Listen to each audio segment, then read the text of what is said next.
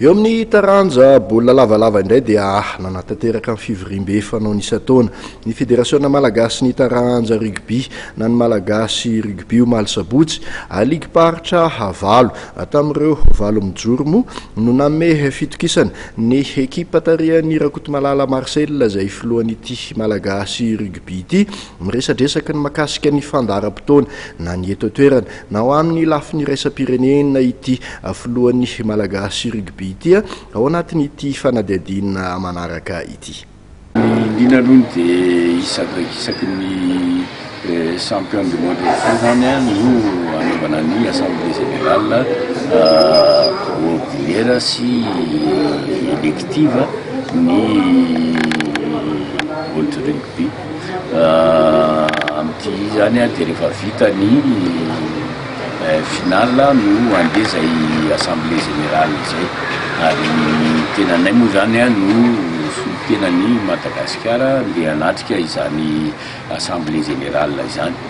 ny zavatra hoe efa miproposena moa zany rehefa assemblée générale ohatran'izay moa zany dia mandefa raha misy zavatra tianao hoentina dia alefanao mialoha zany efa telo volana zany zay nandefasany Malagasy rugby sy ny tenanay ny zavatra tianay hoana alefany zany dia voalohany indrindra moa zany ny mijerena akaiky zany le financement zany hoe subvention mikasika ny compétition zany satria ohatran'ny hoe zareo fa matanjaka ihany no mahazo subvention amin'ny resaka compétition zany fa le firenena vao misonitra zany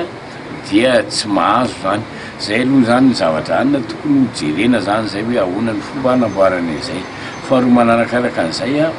ny eo amin'ny miezaka zany ny rugby Afrique hoe hanatsara ny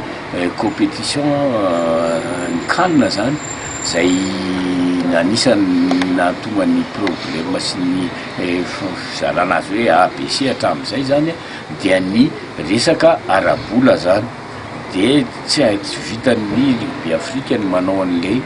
compétition indray mandeha hoe CAN indray mandeha zany amina toerana anankiray zany tonga daholo ny fifaninana dia zay nampisy an'iny hoe ABC iny zany zao zany miezaka ny rugby Afrique zany tsisy an'iny le ABC iny intsony zany fa mitambatra zany 12 équipe zany no manao ny CAN kanefa na izany azy zany dia mbola tsy misy quart de finale ihany le match zany dia zay koa zany anisan'ny nandefasanay hoe mba pisy valeur an'io an'io zany dia tokony atao formule tena ohatran'ny coupe du monde sy ny champion d'Afrique amin'ny jeu collectif hafa ny rugby zany ary name sosikevitra zay hoe raha resaka ara-bola na ny formule rehefa nomenay hoe ohatran'izao ny azo anaovana an'io raha ohatra ka mavesatra be amin'ny rugby Afrique ilay ihany na koa tena raisiny ampin'ny World Rugby tanteraka ohatran'ny compétition takan'ireny le 6 nations sy 4 nations ary ny any Europa reny ny rugby Afrique zay zany no sosikevitra nalefanay ihany zany ary mino zay fa tsy maintsy jerena akaiky zany satria tsy ny Malagasy rugby manana etaeta amin'izany zavatra zany dia ankoatran'izay koa zany zavatra ho andrasana moa zany hatramin'izay zany le resaka le hoe pays en voie de développement zany amin'ny resaka rugby zany tamin'ny coupe du monde farantsika dia faharoa zany taorinan'ny pays anankiray tsy tena fa amin'ity zany mba mety mba voalohantsika zay zany zao no andrasako zany satria tsika efa nahazo an'iny award taty Afrique iny dia mety voalohany zany niezaka hampandrosoana ny rugby eto Madagasikara ary ankoatran'izay moa zany dia